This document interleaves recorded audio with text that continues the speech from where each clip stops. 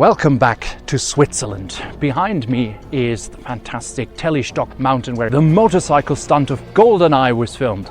Now we all know that the scenes of the runway leading from the Archangel's weapon facility were filmed on backlot, but the motorcycle stunt was actually filmed somewhere behind me. We don't know exactly where, but in a couple of minutes we will meet the man who made it all happen. He built the ramp, he coordinated the filming, and what he can tell us about that is really exclusive. But first, I need to go down again.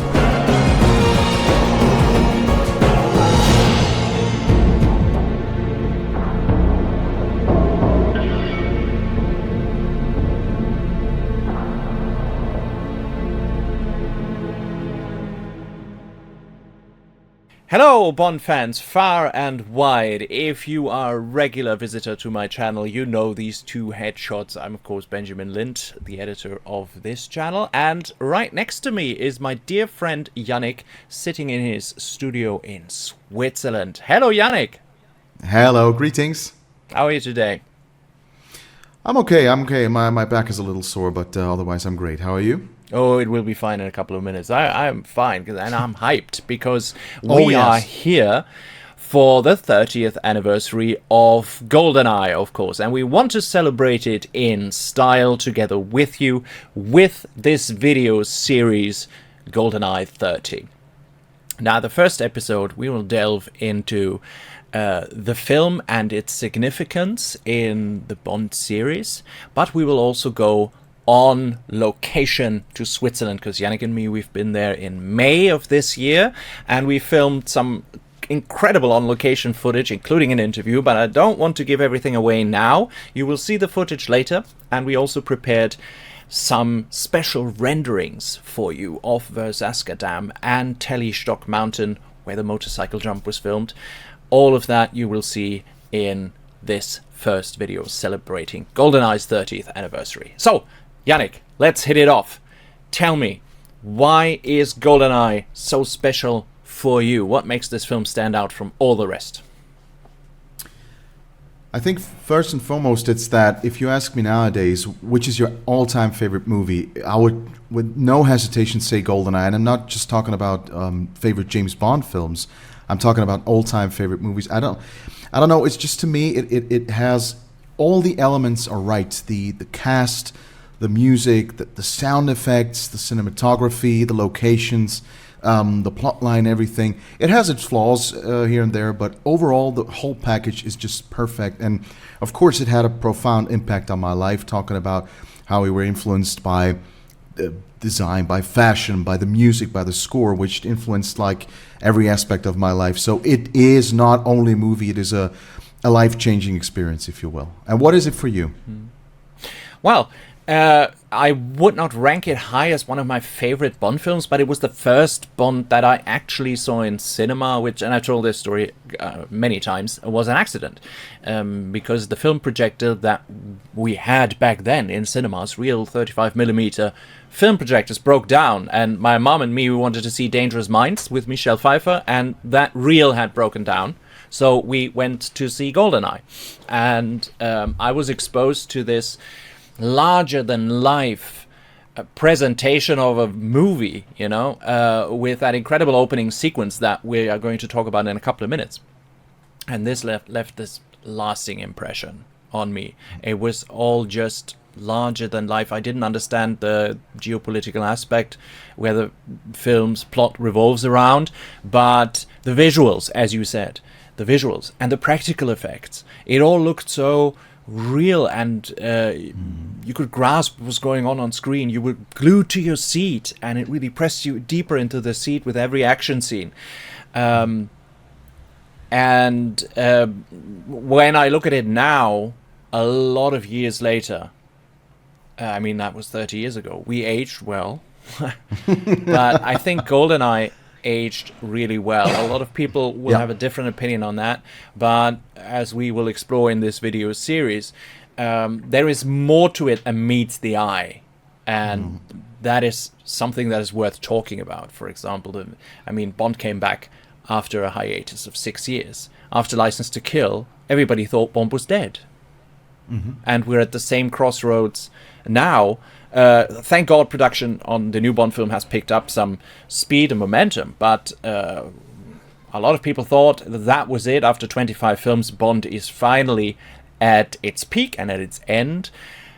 And back in 1989, 1990, 1991, it was sort of the same. And politically, this was a totally different landscape. And I think that is something that's very interesting to talk about, and to see GoldenEye in this modern geopolitical climate that we have now. And you see the film with totally different eyes. What do you think about that? Absolutely. Yeah, absolutely. I mean, it was the time.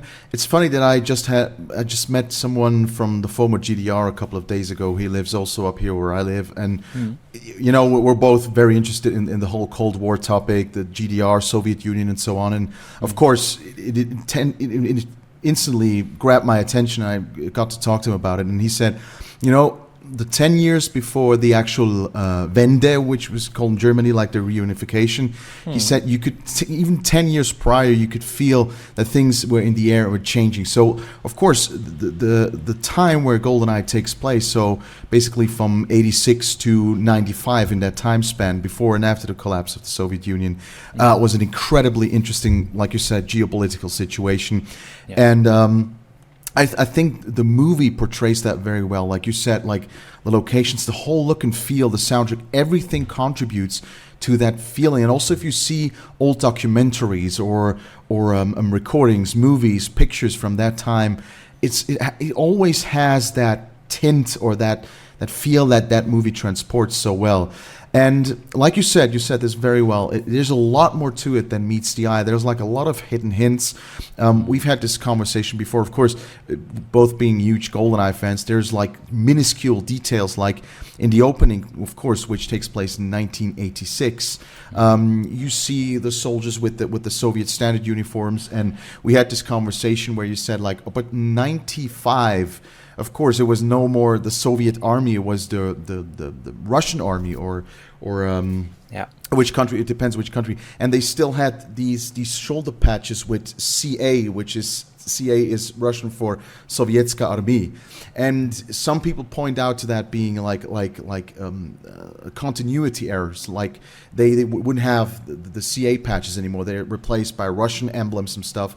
And then other people say, well, but it took a long time for former Soviet states to adapt and to replace all the old uniforms. So it's quite possible that they had still like the old stuff. They still wore the old stuff because they neither had the finances nor the time to change like the clothes and insignia of like thousands and hundreds of thousands of soldiers. So those are the kind of things like we geek out about. And also, you know, the vehicles that you see, the tank, of course, the tank chase and everything with all the old Soviet stuff, which I mean is still relevant nowadays in 2025 when when you hear the coverage about the Russia-Ukraine situation, where you still read all the time that Russia's still using old Soviet stock. They run out of Soviet stock, of course, using old UAZ 4x4s, like the old tanks that you recognize from that period, from movies from that time period, because they still use them.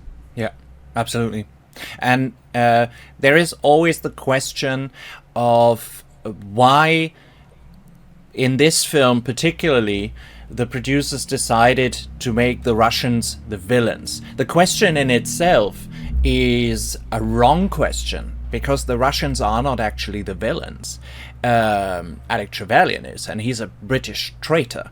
He just uses the system that has collapsed in 1991, the Soviet Union, and he uses it to his advantage. And you said it, the geopolitical situation, if we go into analysis, what happened in Russia in 1991, the Soviet Union collapsed. Russia was thrown into a political and economic turmoil. Oligarchs were rising to power. There was a boom of a black market, and all the old orders had crumbled. And you see that very nicely in the opening sequence of GoldenEye, when this whole weapons facility just goes up in flames and smoke. That was a synonym for it all went to shit. And it all exploded in their face, you know? Exactly. And that's what I mean with more than meets the eye, because you don't think about it. You just think it's an explosion. Of course it is, because Bond saves the day. But I think it is there and it serves a purpose. And when you look at it, I mean, you are very knowledgeable what concerns the former USSR, probably more so than me, but it was a breeding ground for rogue agents like Alec Trevelyan, arms dealers, ideological drifts and whatever. Perfect for any action film spy thriller plot, and more specifically for Bond, you know. GoldenEye did not use the Russians, and I learned that later, in a Cold War sense, because in a Cold War sense they would have been ideologically the communist enemy, like in From Russia with Love, for example. Exactly. But it focused on lots of elements that were still taken over from a Cold War era. Corrupt military officers, for example. Urumov, he is a corrupt military officer. You have private criminal networks. You have rogue agents like Alec Trevelyan exploiting the chaos of a whole nation collapsing in front of the eyes of the world. And it's not the KGB versus MI6 anymore. It's Bond versus a whole new power vacuum. Exactly. And I learned that very, very, very late, after having watched GoldenEye like 20, 30 times. But exactly. Sometimes we run out of things to analyze, to say about the most obvious things about GoldenEye. Yes. But it is a very important thing that you point out, because, like you said, in the whole movie, it is not an ideological battle between communism and capitalism. That's completely in the background. Like you said, Orumov, he's in there for personal gain. Alec Trevelyan, in the end, he is too. Xenia, of course, we know she's also there to have fun with men in various ways. Let me put it, very child-friendly.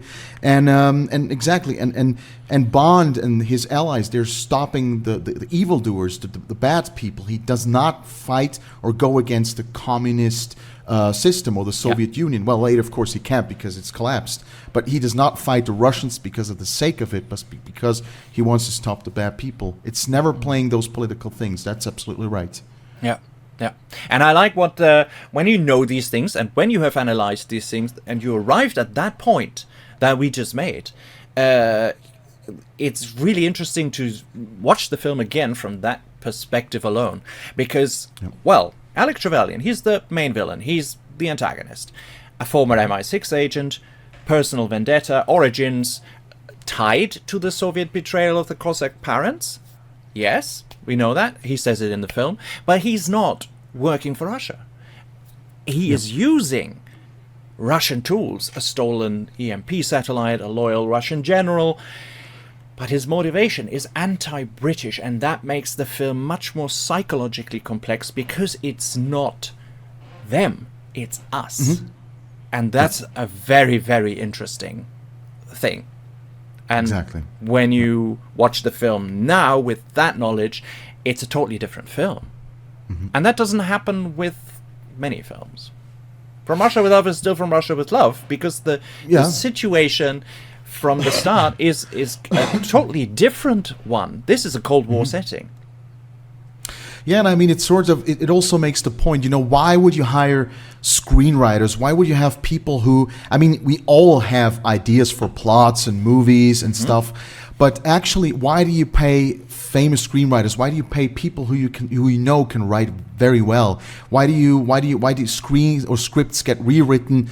Because all these things that you don't catch at first glance, you start, and like you said, that's the very point. GoldenEye is much deeper than you think. Of course, if you want, it can just be a very entertaining popcorn cinema ride. But if you go into depth, you see that someone actually put a lot of thought behind it. Also, the whole thing with, let's just say what you've mentioned, the whole Cossack, which is a very small part of a side story, but actually the expression of the Lian's Cossacks and the betrayal and Stalin and that stuff. Have you ever heard it referenced in any other piece of pop culture? No. I don't think so. No. And those are the tiny details that someone must have in his head and then connect it to the figures that appear in the movie and make it work. And also make it work in a way that it's not just flat exposition like sometimes they achieve via news anchors who read the news, so that's the kind of exposition, or a narrator who tells you what's going on. It's very neatly and intelligently placed somewhere in the movie where you pick it up, but it's not shoved down your throat, right? Yeah, exactly. And it's easy to miss at the first viewing. So when I was in the cinema, I was 15. I was 14, I think. I saw it in 96. I didn't see it in 95. I saw it in 96 because of the German release. But I was in the company of an adult, so I was 14. Yeah. You can't understand these political things. I mean, I was always interested in history and geopolitical history. Still am. And that's what makes these okay. That's what makes these analyses a lot easier to do. Mm-hmm. But back then, I certainly had absolutely no idea of that. I had no idea what the Cossacks were. It sounded like could have been something to eat, some dessert. Yeah, sure. But and I was exposed to Bond for the first time with GoldenEye, so I did not have a certain expectation towards that film. I might have seen a Bond film when they were on repeats on German television. I think I saw Live and Let Die, but I was not a fan. Now I remember that too from Swiss television. The Roger Moore reruns, they were just constantly on television, right? Especially the Roger Moore ones. I don't know why, but they were constantly on. Octopussy and Live and Let Die, like you said, they were constantly on. Yeah, because they were hugely entertaining. Entertaining. Absolutely. A lot of stuff in the Connery era is really dark, when you analyze it the same way we now do with GoldenEye.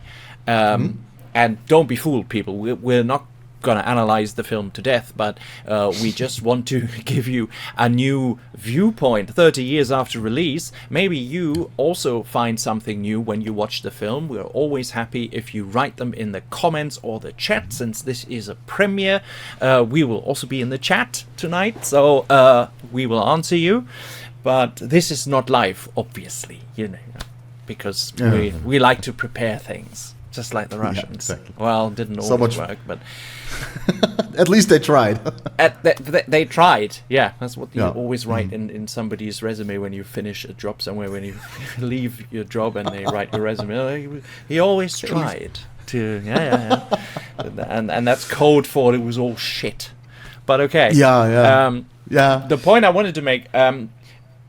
I couldn't go into the cinema with an expectation because I did not know Bond. But let's look at the audience who grew up with Connery or Roger Moore. They probably had an expectation, and they knew the political situation far better than I did as a child. So I think this mattered in 1995 when the film was made, and many people still mentally associated Bond villains with Eastern Europe because there had been so many. Cold War relics, shadowy military plots, and this Russian setting. It felt familiar because a lot of other films were like that. That were made in the mid-'80s and beginning of the 90s. Think of The Russia House, 1991, Gorky Park, all of that. But GoldenEye was freshly dangerous again. Yeah. It wasn't that much ideological or geopolitical. It was the cinematic shorthand,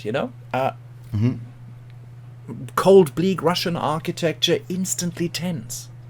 Instantly. Yeah, absolutely. Instantly. Yeah. Just this gate that opens on Verzasca Dam. It's something that is closed off. That alone.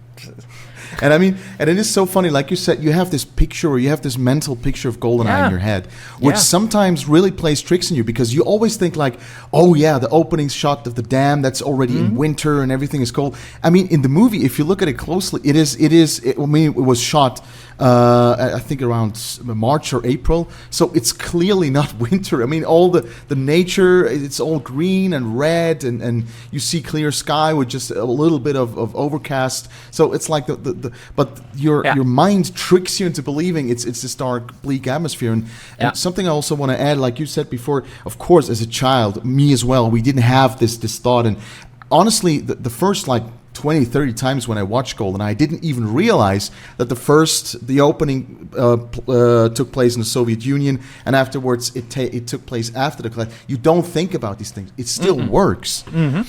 And I think what is also very interesting, I mean, if you were at a certain age around that time, of course, you heard in the news about the collapse and everything, and you heard, there's new president of Russia, Boris Yeltsin, who I think quite from the get-go was sort of a dubious character, as in you knew that he had problems with alcohol, that he was struggling.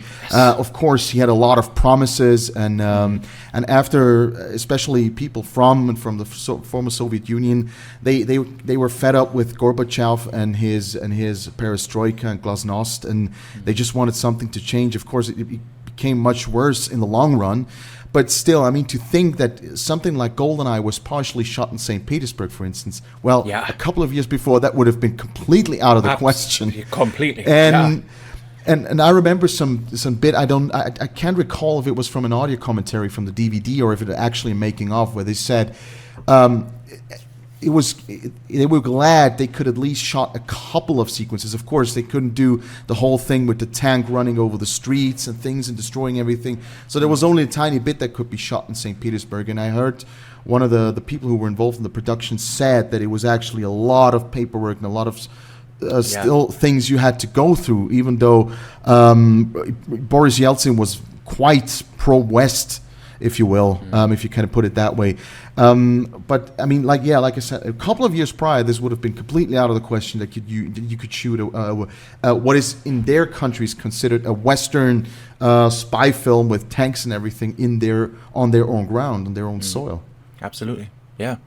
And I always felt that this line by Judi Dench, where she calls Bond a relic of the Cold War.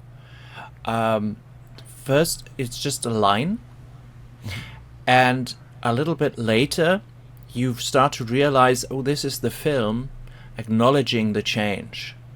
Mm-hmm. You know, the scriptwriter Michael Franz knew the Russians are outdated, or they feel outdated, but I think it was made from the way the script was written in a way that it builds this critique into the dialogue. And it uses the cliche, but then with this line deconstructs it completely. Mm-hmm. Mm-hmm. And it's old versus new, and that is what Bond has always been. Self-awareness and modernization at the same time. Yep. Some things worked, some didn't, or some things did not work as well as others. But I think in GoldenEye, thinking about this whole geopolitical thing, it worked really, really well. Using Russian villains, and there is really only two. There's Urumov and there's Xenia Onatop as the real Russian villains, including their armies of whatever. But it was not to recycle these old, crumbled tropes from the former Soviet Union, but reflecting a world that is in transition, and not just Russia, but all of it, because Russia is such a big part of the world, such a huge country, and Absolutely. This transition from the Cold War, which was chaotic enough, to a new chaotic era. Whenever something crumbles, there will be more chaos.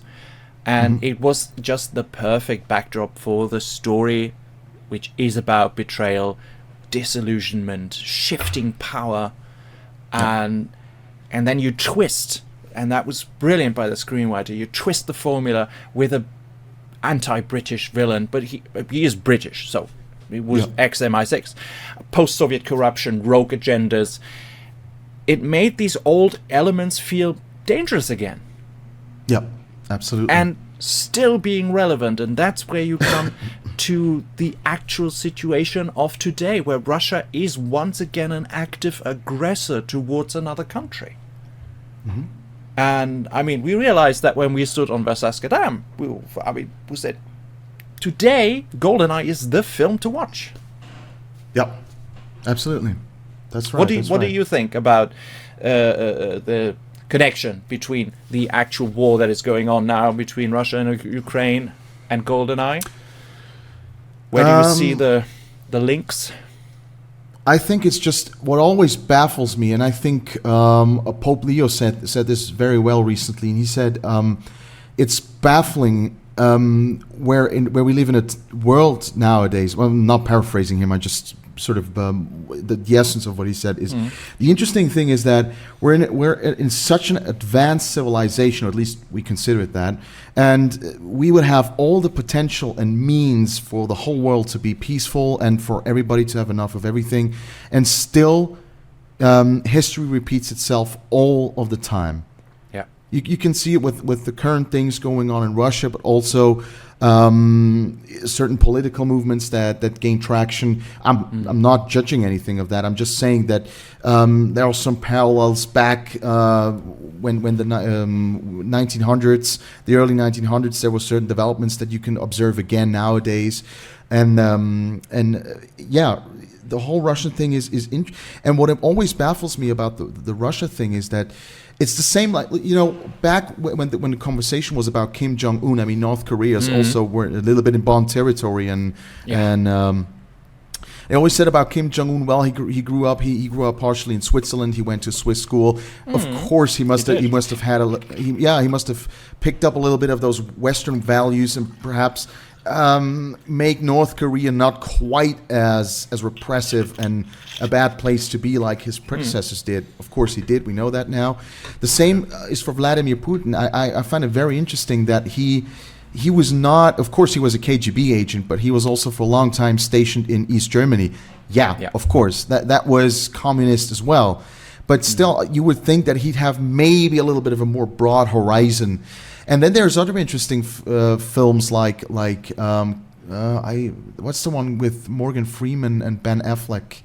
The Sum of All Fears. Yeah, exactly. Sum of All Fears, where you kind of have a similar thing going on, where you don't really know what is this thing and what do people have in mind, and sometimes there's also things going on in the background. I mean, there's these attacks in the movie Sum of All Fears, and in the background you can see the new president. He those were some rogue generals that actually did these. I think it was the bombings of Grozny, and he has to keep face, and maybe some similar things going on in Russia that we don't really see into it, and in a world with so much disinformation that we have nowadays, because it's really hard to see through, because even mainstream media does a lot of bad work. I've been part of it for many years, so I can tell that firsthand, which is just simply lies a lot of times, and the alternate media, sometimes they just come up with things that are so absurd that are not true as well. So this whole circle that you've mentioned, GoldenEye, today's ongoings, Russia and all these things, and the Cold War, well, not so far. And I mean, the words, the expression Cold War still gets thrown around all the time. It's not the same situation, of course, because back then you had like the proxy wars that you don't really have that in the same sense nowadays. But still, the tension and the whole feel is almost the same, like it was back from the 50s to the late 80s. Yes, especially with the rhetoric that is thrown around at the moment from the Russians, from the Americans. It resonates perfectly with GoldenEye, I think. And in GoldenEye, Russia is not portrayed as a coherent superpower.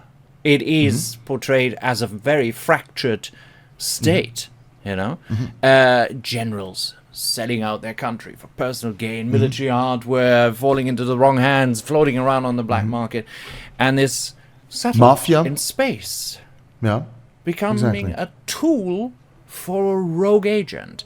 And this image resonates strongly with modern concerns. In the 90s, many people feared, after the crumbling of the Soviet Union, we lose nukes around, unstable weapons arsenals, whatever. Nobody knew what was behind the Iron Curtain when it crumbled. Nobody went over there and thought, is everything safe that they have?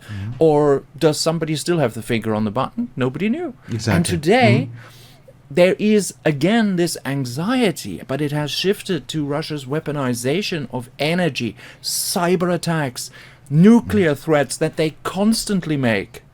Medvedev, he's constantly rattling the saber with this nuclear threat. But the theme in itself is the same. Exactly. And I mean... instability. Exactly. And I think what is very... in addition to that, it's very important because after the Cold War officially ended, I mean, you look back and said, my God, that was such a terror, the constant fear. Children had to learn in school how to duck when a nuclear bomb would explode and stuff like that. Mm-hmm. And I mean, it was only with hindsight that you realized how tense everything was. And I mean, we're in the exact same situation in the sense that, of course, we are aware through the constant news coverage and media in what situation. Like you said, there's a lot of nuclear threats and World War III threats. So, in a sense, 30 years after GoldenEye, we're again in the same situation. And I think only if once everything hopefully soon cools down a bit, we will look back in the last couple of years, what we've just witnessed, and how close we actually were to World War III, to someone just slipping the finger and push the nuclear button. Of course, it takes a lot to do that, and most people are aware. Thank God, because otherwise, there's a famous saying which also ties in with GoldenEye, is that I think it was Einstein who said he doesn't know which weapons World War III will be fought with, but after World War III, the next war will be fought with sticks and stones. Yeah, absolutely. Because everything very telling. Will disintegrate and everything will be blown to bits and pieces. Yeah. Yeah, exactly. Yeah. That was a very, very good quote. Mm. Yep. Yeah. And we have that doomsday clock, and it's, since I can remember, it's always 5 to 12. So, yeah, exactly. But going back to GoldenEye, especially thinking about the satellite, the GoldenEye satellite in space, which becomes the major weapon that is used in the film, in itself a Cold War relic, because it's just floating around there somewhere, but it gets turned into a terrorist weapon, and although it is outdated technology, what we see in the film is when it is placed in the wrong hands, it can destabilize the global order in an instant, like this. Yeah. And now, fast forward to today, Russia uses not satellites any longer, but cyber warfare, fake media, misinformation, whatever, energy leverage, in ways that feel like a digital or a modern descendant of this GoldenEye satellite. Yeah.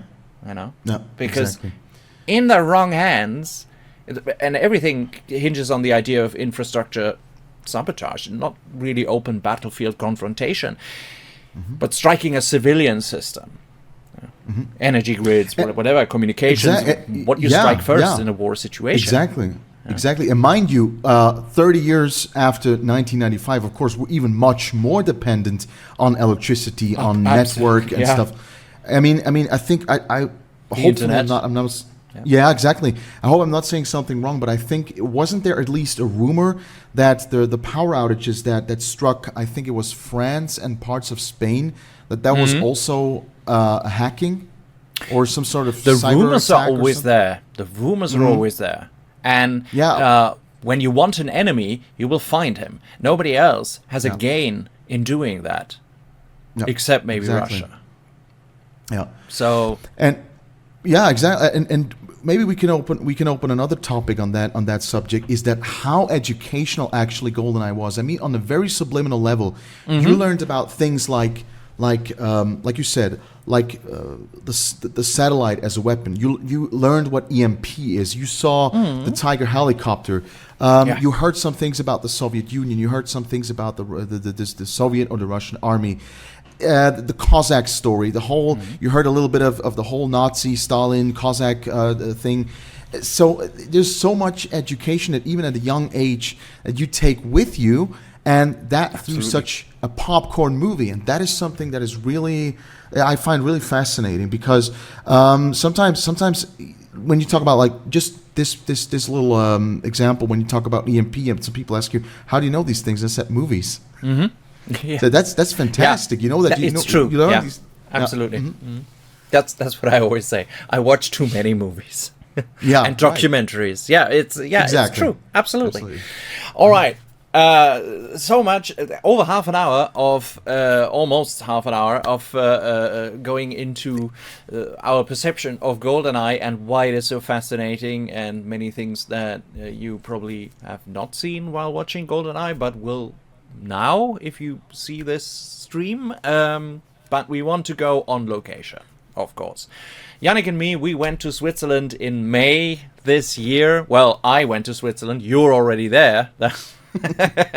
But I never thanked you for that, for driving me around. Well, I think I said thank you, but No, sure you really, did. It means a lot to me, because otherwise we would not have these great visual treats that we have for you now, especially later the interview with the man who built the ramp so that they could do the motorcycle jump. For the Swiss, that is just a normal work day, doing something like that. But for us film fans, film buffs, it means the world to us when these people speak to us. So let's have an introduction to Verzasca Dam. Here is some footage that we filmed on Verzasca Dam, and right after that we will speak a little bit about it. Enjoy.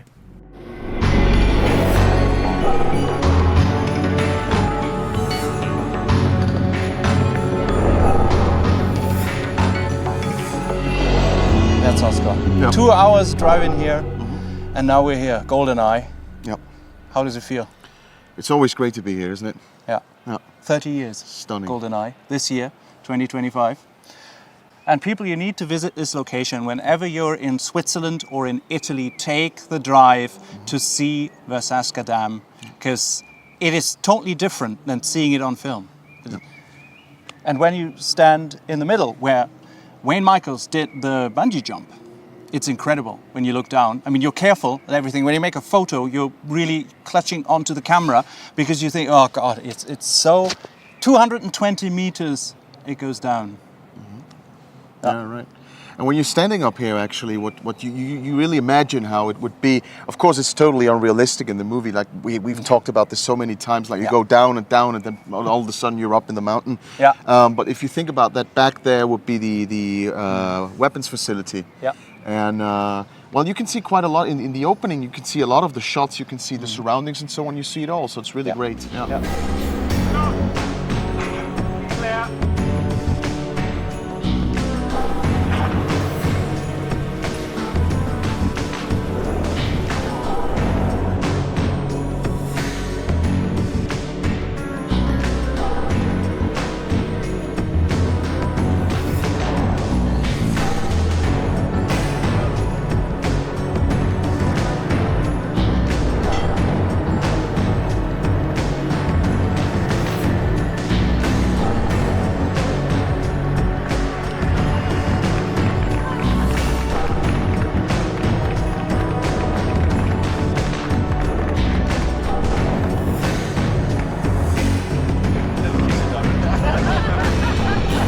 Would you do a bungee jump? No. Why not? I'm too worried about my back and stuff. Okay. I mean, I'm closing into 40, so no. Would you? I'm over 40. I wouldn't. No, I wouldn't, because it's things I can't control. Yeah. So I don't know. So many people do it in a year. Yeah. So it's probably safe. A lot of Bond fans have done it. I think if you're watching, you've done it too. Yeah. But no.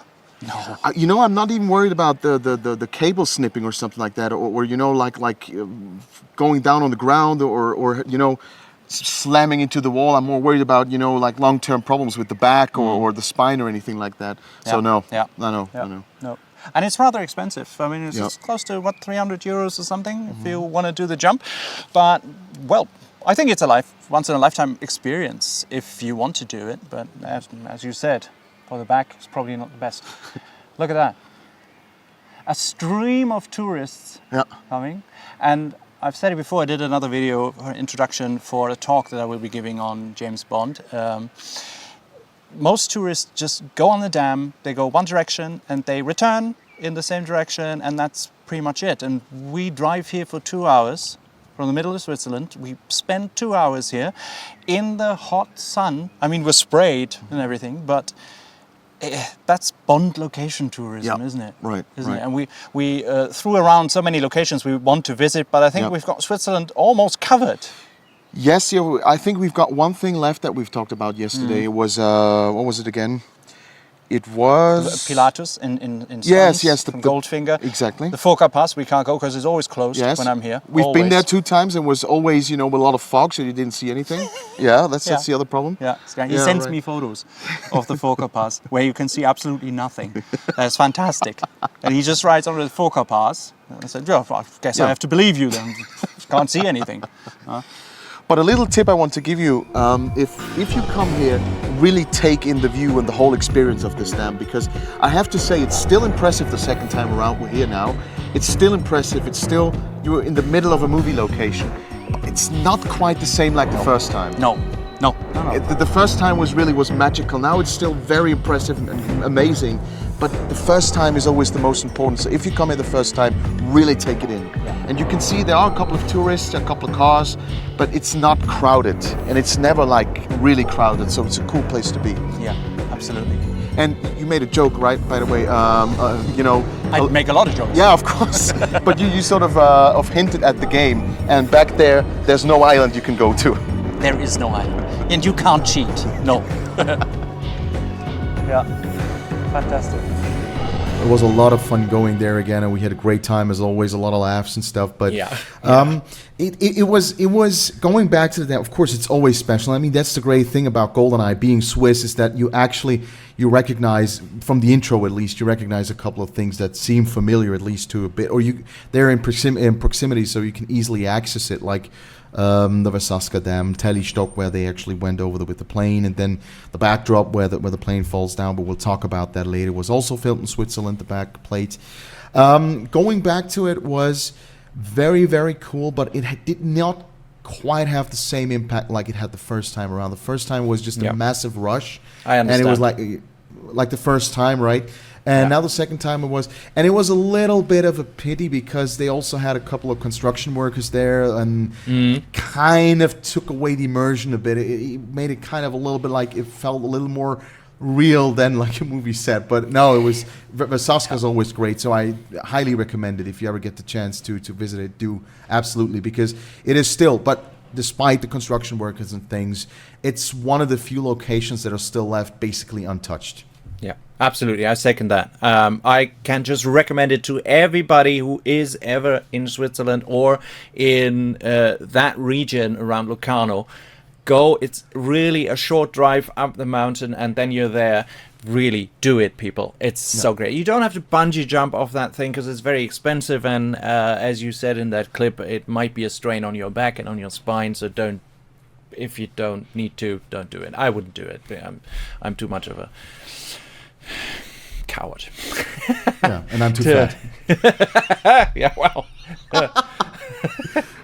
Let's leave it at that. There is no more. Let's just leave it at that. You cannot build on that. No, it's you punch a hole in a dam. But okay. Yeah, right, exactly. Yannick, since you are making this fabulous video game, Dangerous Connections, you came up with the idea to rebuild Verzasca Dam in the game engine that you're using. I think it's, what is it? What game engine Unity. is it? Unity. Okay. You're right. I wanted to say Unity. I knew it was Unity. Didn't want to say something wrong because I so hate mistakes. But okay. Yannick has kindly recreated Verzasca Dam, including the plane, the Pilatus PC-6. Is it correct? Right. Ported PC-6. Right. Exactly. Tell us a little bit about that plane before we go into the stunt and how it was done. Absolutely, yeah, I'd love to, because it is one of those iconic things of GoldenEye. Of course, being like very first shot of the movie, doing great things like that flyover, and then afterwards going down and like saving Bond, so he's able to escape from that big explosion of the warfare facility. Now, and what is also cool, and we're talking about Swiss references, of course, the Pilatus Porter. That is a plane factory in Stanz, Switzerland. It is in like central Switzerland. The Pilatus is of course also known from Goldfinger. It was also a location in that movie, so you have a little bit of a connection there. And the PC-6 was actually, now I'm not an aviation expert. I got some things from my father and some things I read up, but I think it was the second real plane. The very first thing that they developed was the PC-2, and that kind of became the go-to mountain rescue plane for people who worked in alpine rescue and so on, because it was a very capable and versatile, powerful plane. And the PC-6 was kind of the successor of that. Of course, the characteristics you've seen in the movie, it has this long nose in the front, and that is to keep the engine, because it has a very powerful and massive engine. And the PC-6 actually is mainly used by military or for jumpers, or like how do you call them, like parachuters? Yeah, parachuters and people who all sorts of jumps they do, but they're mainly used as exercise planes. You can find them in a couple of countries around the world, but actually in the end they're Swiss. They're also used by the Swiss Army. So the benefits of the plane, it has a very strong engine, like I said. It is very maneuverable, has a lot of power, and its big strength is that it can actually land and take off on very, very short runways. That's like why it became the Alpine plane, or is known for the Alpine rescue plane. And they also used it, the PC-6, the same one you see in GoldenEye, they used in a lot of mountain rescues, because sometimes when you have to land on snow slopes or glaciers, you don't have like, I don't know how many feet to land and stop this thing. And the maneuverability, surely, we talked about this, we don't have absolute reliable information why that plane was used in GoldenEye. Of course, it doesn't make sense because it's a Swiss plane. It was never used in the Soviet Union, so for that wouldn't make sense. They also had to paint the Soviet star on it and stuff, but it had no connection whatsoever to the Soviet Union. They used different planes like Ilyushins and stuff like that. Yes, of course. Exactly. Antonov, Ilyushin, they were the main Soviet things. Now, why did they use the Pilatus Sport? Well, firstly, I think because it has a striking appearance. It doesn't look like any other plane, right? True. Yeah. Then it was of course, that was in Switzerland. They shot in Switzerland, so maybe the logistics were easier to instead of like hauling an airplane all through half over the world. Maybe that was also a reason. And I think one of the biggest reasons also is because, like I said, it is very powerful and maneuverable, which was necessary for at least when the plane fell down the cliff. In the opening there, it was certainly necessary to have a very maneuverable plane. And my father actually, he got a pilot's, or he had a pilot's license. He was but for private leisure, he was never a commercial or an airplane pilot, a commercial airplane pilot. And I asked him one time, did you actually ever get to fly a PC2 or PC6? And he said no, because there are not many of them produced, and they're used mainly by military and stuff. And he told me that it is very, very difficult, it was very difficult or insanely expensive to be able to fly a PC-6 as a private person. You could not afford it if you could even find one. For you used. Very that was rare. not used. Yeah, exactly. It was not used by the military or any other service. And actually, another last bit of funny information: that very plane from GoldenEye still exists. Yeah. It was recently used, and it was exposed, or it was presented at an event of the Swiss Bond Club, of course, also for the GoldenEye anniversary. And it's very cool. It still exists, but I have a little bit of a gripe with it's now completely painted in gold. Of course, as reference to GoldenEye, but we as film fans, we want to see it like it was. So with the red stripes and the Soviet red stars, and that gold painting threw me off a little bit. But no. No, not my cup of tea. No, I saw it. I saw a picture of it. Yeah, you're right. Yeah, and I thought, what the hell? No. Yeah, it was a bit. But okay, it's a bit extravagant, but it is still the original plane that was used. So that's still that's very cool that it still exists, and you can see it somewhere. But yeah, the gold painting, no, I'm not a fan of either. No. And the plane flying over the dam is one thing, and you've just seen this wonderful animation that Yannick has done in the game engine, and I think I heard you say that it's a level in the game. Dangerous. Yeah, exactly. Exactly. It will look a little different. It will be in a rainy setting, and you will be able to go into the dam for once. Ooh, what we always tried to do. I mean, we were almost inside the dam 10 years ago when I asked, I call Verzasca SA, the power company that operates the dam, and they said, yeah, of course, it's no problem. We give you a little guided tour, but the problem was it was Easter. We were there on Easter Monday or something, or Easter Sunday, and of course they were all on leave. They were all on holiday. Nobody was there. Yeah. But I thought of picking it up again, but then, as you know, we talked about it on the dam. What good would it do to be inside? I mean, there's a lot of operating material, there's a lot of consoles and whatever. And in that little spot that you saw in the clip, and where Bond lands and lasers open this hatch with his watch, there is actually nothing to see inside. There are a few consoles, operating consoles, and it's very narrow. So. Right, and it has no connection. No, it has no connection to GoldenEye, so it's not like you go inside the warfare facility. So what's the point, really, right? Maybe we would have found the answer why the layout of the whole map, if you call it, is like that. When Bond is bungee jumping down, and suddenly the warfare facility is very high up in the mountains, and then he jumps down again.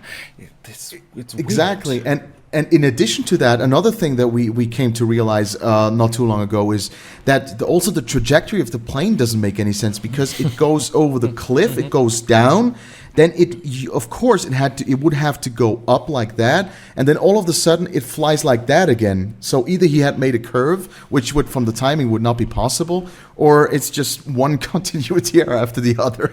Yeah, absolutely. So let's shift to Tällistock Mountain, where we went on another day, and you kindly contacted the man. I don't know how you found him, but probably you will tell us. The man who built the ramp so that they could go with the plane, but the plane was flying, but the motorcycle was going off the ramp. He will tell us in a minute. You will see almost the whole interview with subtitles, because we spoke in German, but you will have English subtitles. Don't worry. Just read carefully. Yannick, how did you find this man? It was very cool. I mean, you remember one day I was 2 or 3 weeks before you were due to arrive here in Switzerland, and we talked about this, and we just said we have to find Tällistock first, because that is a whole chain of mountains, and it's really hard to spot the actual little bit parts where the plane went over and where behind the mountain chain the facility would be located. And then we said, you know what, maybe we should just try to contact, surely, 94, 95 is not so long ago. Surely there must have been someone around that was in any way, shape, or form involved in the production. And then I called the tourism people, the tourism office there, which is in the Berner Oberland. It's there in Interlaken and stuff like that. And I called them and I said, look, I got a great friend from Germany coming over. He has this YouTube channel, and he does Bond documentaries and Bond behind the scenes and stuff. And I just wanted to ask if there's anybody still around that was involved in any, like I said, it doesn't matter, accounting, catering, organization, logistics, whatever, anybody, can you find me someone? And it was a very kind woman who was on the phone, and she actually said to me, yeah, well, I let me make a couple of phone calls. You know, they were not like weirded out or anything, or they were not like oh, not again. Of course, because I don't think they have many requests of that kind, because Tällistock is it's like really something for hardcore fans. It's not something that's so obvious like the hotel in Hamburg and stuff like that. Yeah. And then she said, "Oh, let me call the mayor. Let me call this one. Let me call this person. And I will get back to you. Maybe we'll take a day, but I'll get back to you." And I said, "Okay." That's the last time I heard from her. And actually, half an hour later, she called me back and said, "Well, she's got a couple of contacts. She just needs another half an hour, and maybe she thinks she has something." And then I asked her, wait, can you tease a little bit, or can you tell me something about it? And well, she's not sure if she got it right, but supposedly the man who was in charge to build the wooden ramp where the motorcycle jumped off from, and I was a little bit in awe, and I said, you mean the man who coordinated and built that thing? Yeah, that man. Yeah. The actual man who did that. Yeah. And I said, well, that would be amazing. It's like a treasure trove. Yeah. And then, lo and behold, half an hour later, she called me again and said, that's the name. The mayor just called her back. That's the name. Contact him. He's already aware that you're calling, and he already expects your call.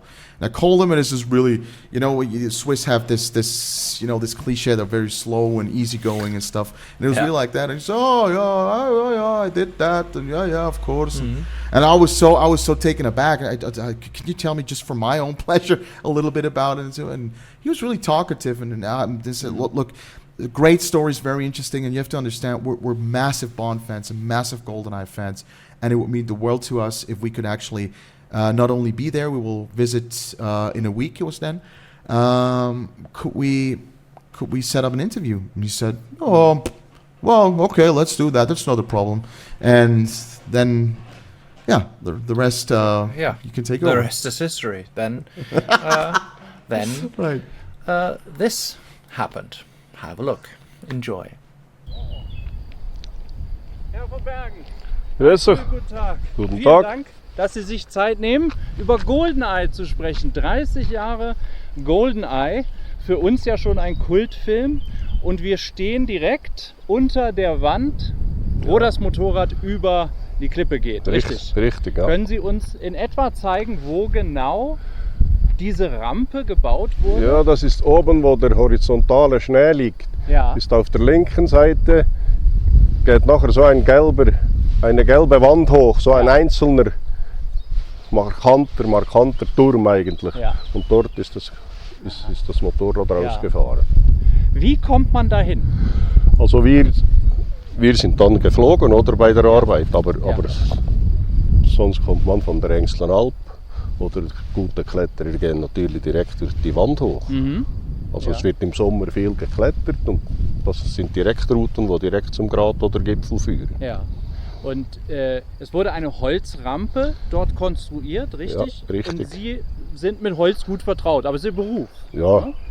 Wie hat man Sie kontaktiert dafür? Ja, das ist der Stefan Zürcher hat da mal angerufen, Ja. ob man da mitmachen könnte oder helfen. Und so ist das zustande gekommen. Also warum das er auf uns gekommen ist, weiß ich nicht genau. Also. Ja. Aber ich kenne ihn auch als Bergführer, und ich bin selber auch Bergführer. Wahrscheinlich ist das ein Grund gewesen. Also prädestiniert für solche Arbeiten. Ja, kann man sagen. Wie schwierig ist das, dort eine Rampe aufzubauen? Das ist nicht so wahnsinnig schwierig, aber es ist alles steil und ist absturzgefährdet. Man muss am Seil gesichert arbeiten einfach. Und das war so die Schwierigkeit, und vor allem der Winter, oder? Das ist im Februar gewesen, glaube ich. Ja. Und hat dann mit Schneefall zu kämpfen und Wind und Wetterunwill. Es ist nicht so ein milder Winter gewesen wie dieses Jahr. Ja. Was für eine Konstruktion war das? Wie kann man sich das vorstellen? Es Ja, muss ja stabil sein. Es muss Ja. den Motorradfahrer und wahrscheinlich die Maschine auch. Oder man hat Pfosten gestellt, Ja. 20 auf 20, irgend 6, 7 Meter hoch, und ein Eisen in den Fels gebohrt, das man unten verankern kann. Ja. Und dann hat man alles mit Holz verkleidet, aber mit Seilen an den Hang gesichert, und alles hinterfüllt mit Schnee. Also die Seile lagen nachher später im Schnee, oder, dass das nicht wegdrückt.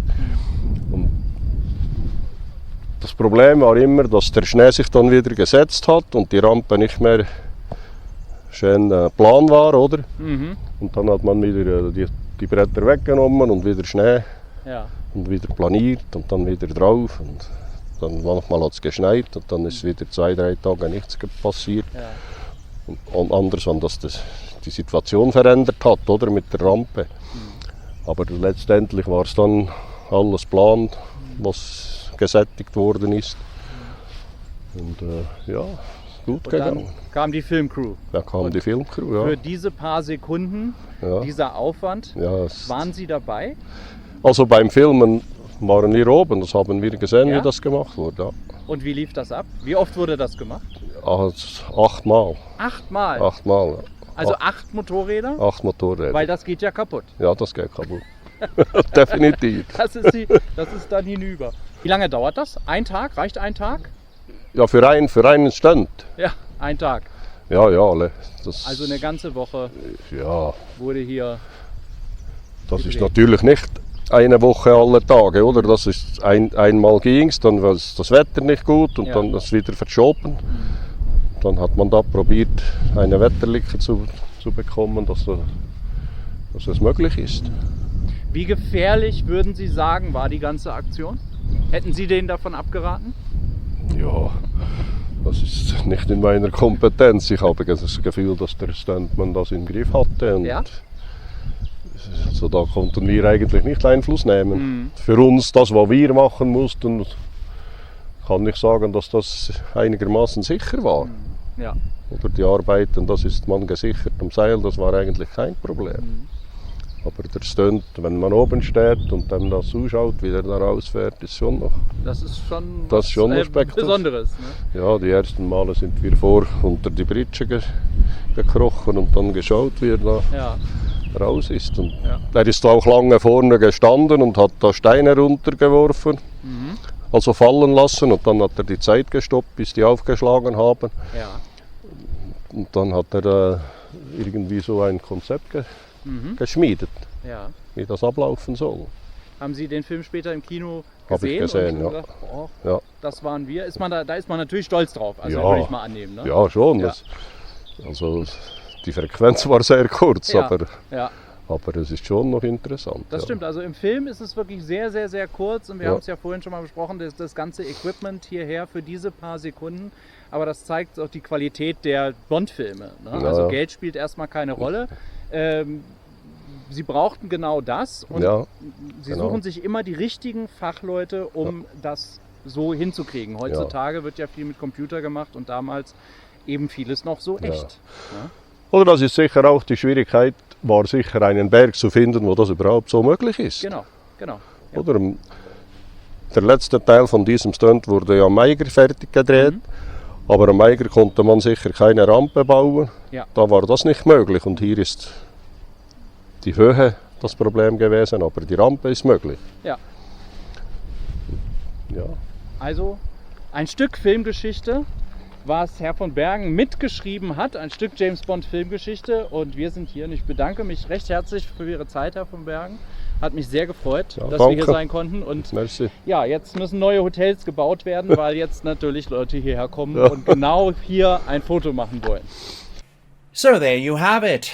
The story right from the mouth of the man who built the ramp. And as we established, it's just a normal job for somebody who lives in Switzerland and runs a building construction company, you know.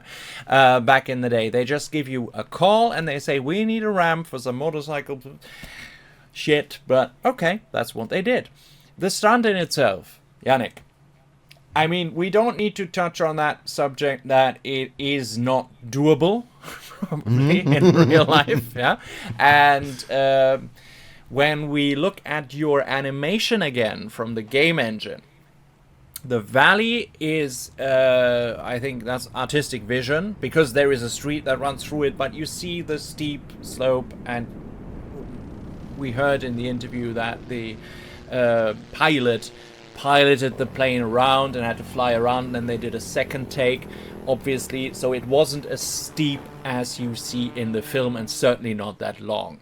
The rest, not at all. The insert shots were made at the Eiger north face. If you have researched GoldenEye locations, you already know that when Piers is actually approaching the plane, that this was filmed at the Eiger north face, the backdrop, the insert shots. But how did they sell this to us, and how did we ever buy it? Why? Well, the interesting thing is that it is still very impressive if you think about it even in a real life sense, is that, of course, like you said, it's not as steep as it's portrayed in the movie, because exactly like you said, the backdrop where the plane flies down or falls down in front of is actually, you can see it's completely different kind of stones and rocks, totally different rock formation, and like it was pointed out, of course, it was very difficult to find a mountain that had the right kind of rock and right kind of geology to be able to make that stunt. But still, even though it is not as steep, I mean, the valley actually goes a little bit like this, but still, if you think that the plane, after it went over the cliff, and I mean, you can see it in the movie that it's not actually on the runway, it flies a little bit over it, because of course it was not starting from the runway. You can see it in the behind the scenes pictures that they were flying from back, and it was flying a little bit over the ramp, and then it fell. But still, you have to take into account, it's still a plane, it's not a car or a bicycle that you can easily maneuver. You still have to take into account a little bit of time for it to react to your joystick movement. And the thing is that what is very interesting, it is quite a not so steep fall, but the plane still for a couple of meters had to appear like it's falling straight down. And from that, because it is not as steep, you still have to imagine the pilot then still has to pull up. And on the other side of the valley, it is quite steep, so there was not a lot of room to maneuver, and that's when looking at the situation there, I think it is very easily explainable why they used this plane. And how was this sold? Like we said at the beginning, it is popcorn movie. We just take it for what it is, and we don't overanalyze it. At least 30 years ago, we didn't. No, that would have been my follow-up question. Did you automatically think this is not possible the way it is shot? And we spoke about that because you also mentioned in the next shot when the weapons facility is blowing up that the plane is coming from a totally different angle that when it came up. So did you think about that when you saw the film for the first time, or were you just in absolute awe thinking, wow, what did I just see, and Bond saved the day, what a great opening to a film? It was just that, to be honest. And I mean, honestly, that with the trajectory of the plane not being correct, what you said, I've only noticed that like a couple of months ago when we talked about it. It never crossed my mind before. That is completely impossible to happen like that. I mean, this thing about the whole dam being like in a spring setting, and then the warfare facility is somehow would have to be under the dam, and it's all winter there. Did you think about that when you saw it the first time? No, not for 1 second. There you go. No, never. And the only thing that was, I know I was not like it was, oh, that's weird. That's only if you watch it a couple of times. The only thing that threw me off a little bit is when the shot is from underneath the ramp, and you can see a little bit of that CGI snow powder that comes after the plane. That's a little bit of a giveaway that it's CGI. But I mean, in '95 and with that whole thing that it was really like a fist in your head. You didn't notice that. It was just a little bit. The whole thing was so wow. That's true. And even with the size of a cinema screen back in 1996 when I saw the film, you did not see this shot behind the motorcycle chasing the plane. You did not see that the mountains in front of the plane were absolute fake. They were just plates being put together, and today in Blu-ray you can actually see where one cardboard ends and the other one begins. Exactly. How did I not see that in the cinema? And it's the same. Exactly, and it's the same with that. It's a very short scene. It's the same when after in Severnaya the alarm is activated, and you can see the soldiers running out of a bunker. The fighter planes that are back there are so clearly cardboard cutouts. Yes. But all these things we didn't notice before. Yeah, absolutely. Yeah. But they had miniature planes that they can remote control. This film is like a treasure trove of what you can do with practical effects versus CGI. And there was very, very little CGI. It was a film where they employed old techniques of movie making, like having a glass painting, a matte painting. Like the runway of the weapons facility is a matte painting. And the world seen from space, where the satellite orbits above, also is a matte painting. Fantastic. And the model work, great, paired with what they built on the backlot, you know. Spectacular. And I have to say, Really? Golden, and I think like there are two movies to me that always stand out in terms of model work, and especially the percentage of a lot of model work and a little bit of CGI paired together. There are two movies in the 90s that stand out for me in that case. That's GoldenEye and that's Dante's Peak. And in GoldenEye, in many cases, you cannot tell what is model work and what is actual footage. Even with Blu-ray and 4K movies and all that stuff, like little fighter jets. That's it's so well done. And also what is very difficult about shooting miniatures, especially when it comes when it's paired with like elements, water, fire, explosions, and stuff like that. You really have to. Water, for instance, a lot of submarine movies, the very old ones, you can see that they had to slow down the whole thing so it doesn't appear like a little toy, and then the water moves too slow. So these things you have to take into account in like when you see the little miniature. Well, they were not like that. I mean, the jet models were still about this big. You can see them behind the scenes. When they crash on the ground and then crash into the satellite dish, it's all miniature.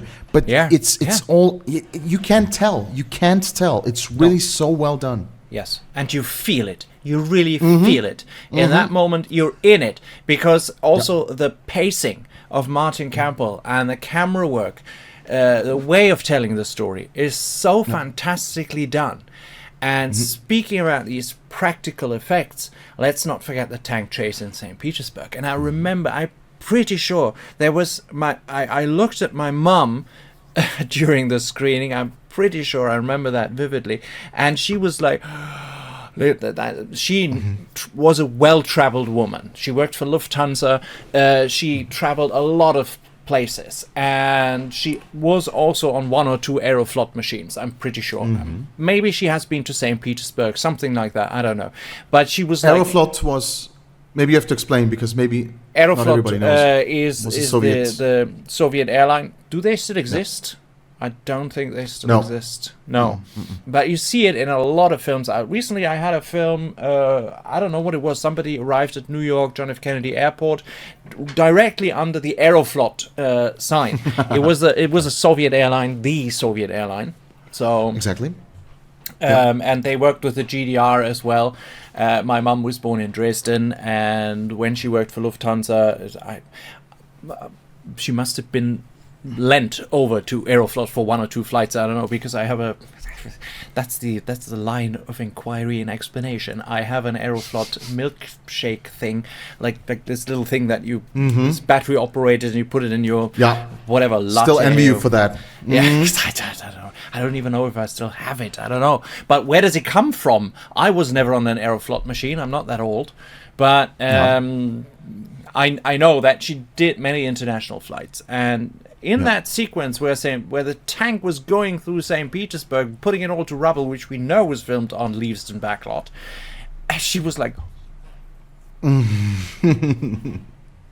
this wonderful city, because St. Petersburg is a wonderful city, and I would really love to go there. It's on my bucket list, but at the moment, of course, you can't.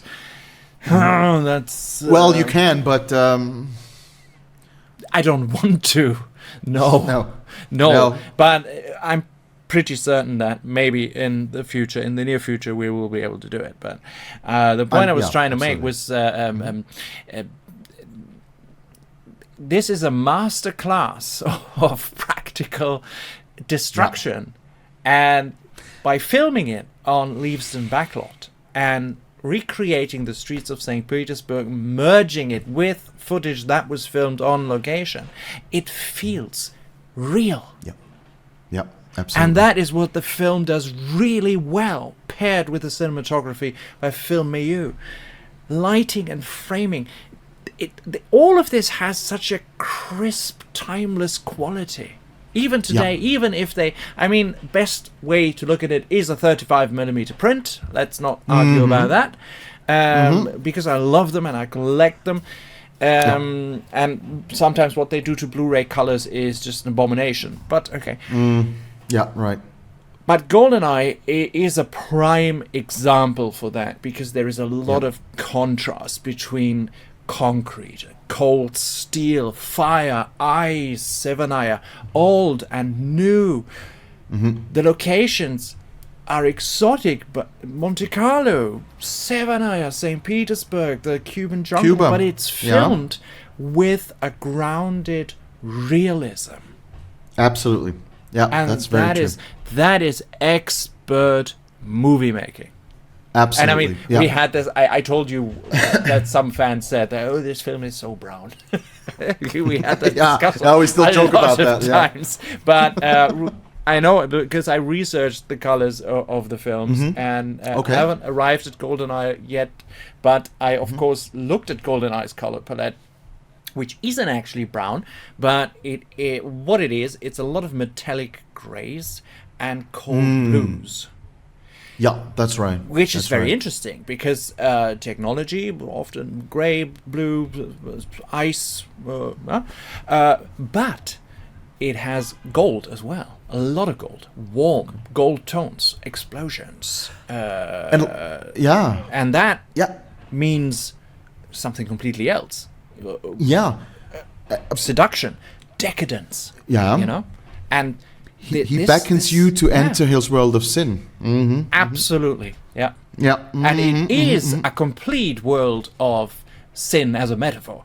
But this contrast that was used in the color palette, it enhances the film's duality, you know? Yeah. Old versus new, order versus chaos, loyalty versus betrayal. Masterfully done in GoldenEye. If Absolutely. you look at that film again, remember that. Watch it right after this first episode of GoldenEye 30 anniversary web series, whatever that we do. You will see the film with different eyes, really. Yeah. And I'm always amazed when I watch it again, and I still see something new. Absolutely. Yeah, that's true. That's true.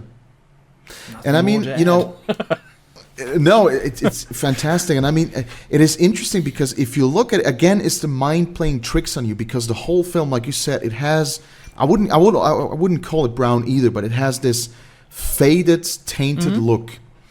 And that also applies to, like It's you like a say, like tint. the locations. Yeah, exactly. It also applies to the Cuban sequences, to the Arecibo sequences. It's in the jungle, and if you look at it, if you look at a frame of it, it's beautiful. It has very intense, Absolutely. Yeah. beautiful, strong green colors and so on. The sunset and stuff with red, but it still feels tainted somehow. And that is very well. That's very good cinematography, I think. Yeah, absolutely. Don't worry, we will go into more detail. This is just episode 1 of a whole series that we do on videos on GoldenEye 30. What you just witnessed is just the beginning, because we really want to take that film apart. So we will speak about the cast and characters of GoldenEye in the upcoming episodes. We will also have some input from other friends from the Bond community. So I think for today, we're very well covered, aren't we? Yeah. The Was a lot opening of fun. Thank you. GoldenEye was discussed, and that's where things really get started. So thank you for being here for the premiere of the GoldenEye 30 anniversary week, or however we put out these videos. I hope you will tune in for the next one, because it's only going to be more exciting. If you like analysis, if you like to see the film in a new light, then stay with us. Tune in for the next episode. We're going to go into an advertising circle 24 hours a day. Thank you, Yannick, for being part of it. Thank you. It was a lot of again fun. Thanks a for lot. driving me around. I know it's really difficult when I'm there. Yeah, horrible. You have new jokes and lines and quotes for the rest of your life. But that's the way we roll, and I think we're doing a good job.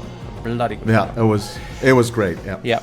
And it was really nice doing this with you, and of course episode 2 will also be with you. All episodes will be with Yannick. If you like us to, just tune in next week for the next GoldenEye 30 feature. Until then, have a great week, enjoy GoldenEye, and see you then. Thank you, Yannick. Thank you. Bye bye.